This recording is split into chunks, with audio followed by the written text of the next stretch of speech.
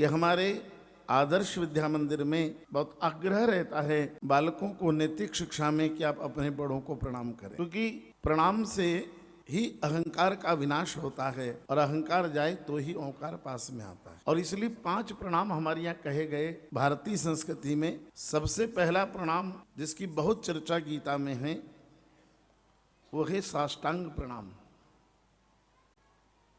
उसमें ये माना गया कि शरीर के 8 अंग पृथ्वी पर लगना चाहिए। महाराज मनु ने कहा नहीं, 6 अंग लगना चाहिए और 2 सूक्ष्म चीज उसमें शामिल की,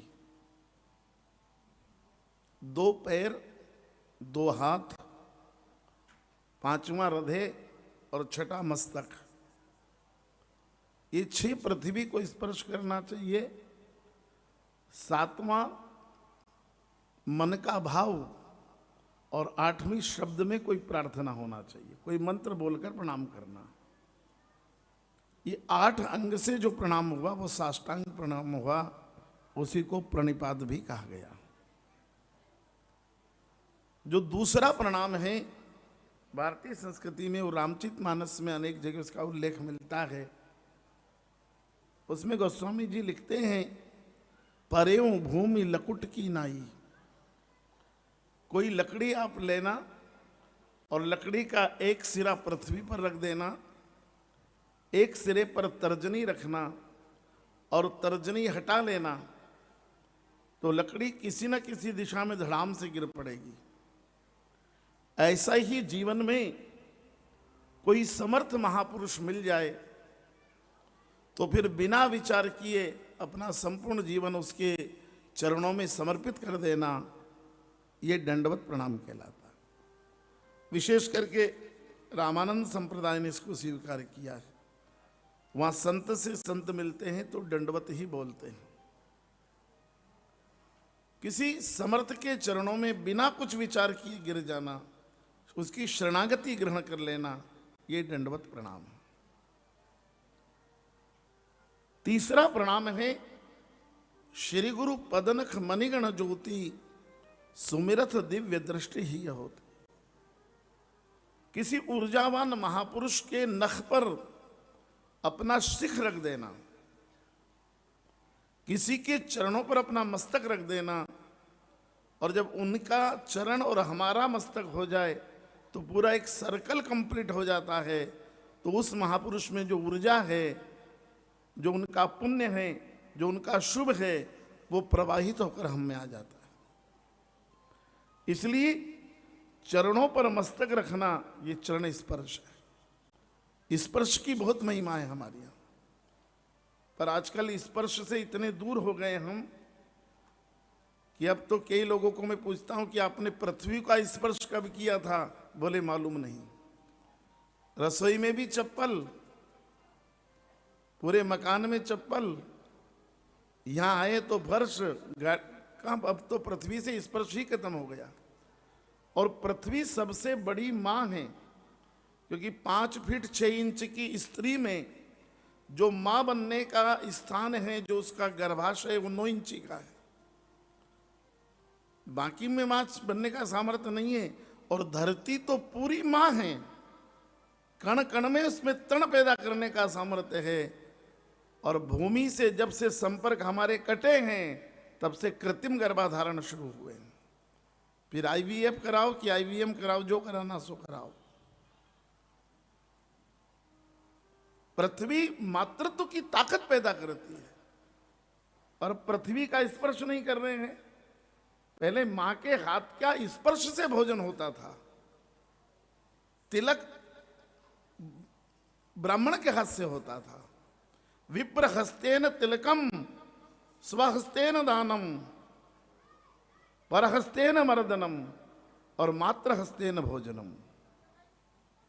हमने पता नहीं स्वच्छता के नाम पर कुछ इतना ओढ़ लिया है कि स्पर्श की परंपरा को ही समाप्त कर दिया। कुछ छूने के, कुछ स्पर्श की, नहीं तो भारत में कोई माँ बेटे के माथे पे हाथ नहीं रखती, कोई बेटा माँ के चरणों में मस्तक नहीं रखता। स्पर्श की अपनी महिमा है, पूरी स्पर्श की चिकित्सा है। स्पर्श में पूरी आशीर्वाद की परंपरा है, इसलिए छूने से इतने मत डरिए। इसलिए यह है चरण स्पर्श। और चौथा प्रणाम होता है, वो होता है जनकपुर में भगवान राम ने दुनिया को दिखाया है।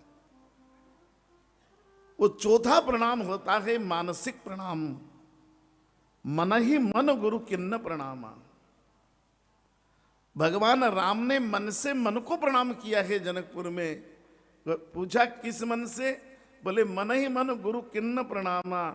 भगवान राम मन से जनकपुर में खड़े रहकर अपने गुरु वशिष्ठ को प्रणाम करते हैं। फिर मन से मन के अधिष्ठाता शिव को प्रणाम करते हैं। हमने पूछा शिव जी को प्रणाम क्यों किया? बोले धनुष तो शिव जी का, पर तोड़ने के लिए प्रतिज्ञा किसी और ने कर ली, विवाह किसी और का हो रहा है, तोड़ने का आदेश किसी और ने दिया, तोड़ने में जा रहा हूं, और जिसका धनुष है उससे पूछा ही नहीं किसी ने। वो धनुष शिव जी का, किसी ने पूछा ही नहीं उनसे कि इसको तोड़े कि ना तोड़े। भाई प्रतिज्ञा कर ली जनक ने, विवाह होगा सीता का, तोड़ने को कह रहे हैं विश्वामित्र, तोड़ने जा रहे हैं राम, और शिव जी ऊपर से देख रहे हमसे किसी ने पूछा ही नहीं भी हमारा धनुष।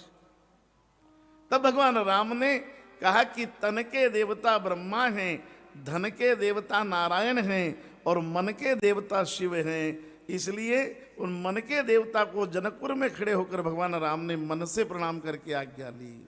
इसलिए मन ही मन गुरु किन्न प्रणाम। इसलिए पहला साष्टांग प्रणाम, दूसरा दंडवत प्रणाम, तीसरा चरण स्पर्श, चौथा मानसिक प्रणाम, और पांचवा तो भारतीय संस्कृति की पराकाष्ठा है प्रणाम।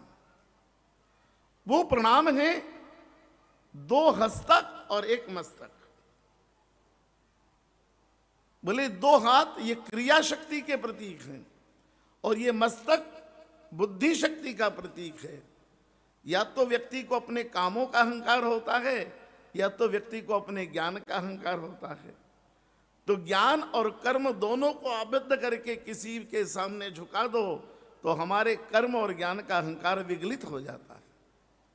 तो कहा किसी के सामने झुक जाना, बोले हम झुकते हैं पर सामने वाले का अहंकार बढ़ जाता है।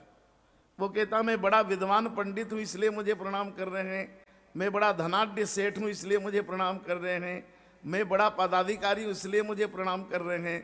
तो संत से किसी ने कहा महाराज हम किसी को प्रणाम करते तो उनका अहंकार बढ़ जाता है।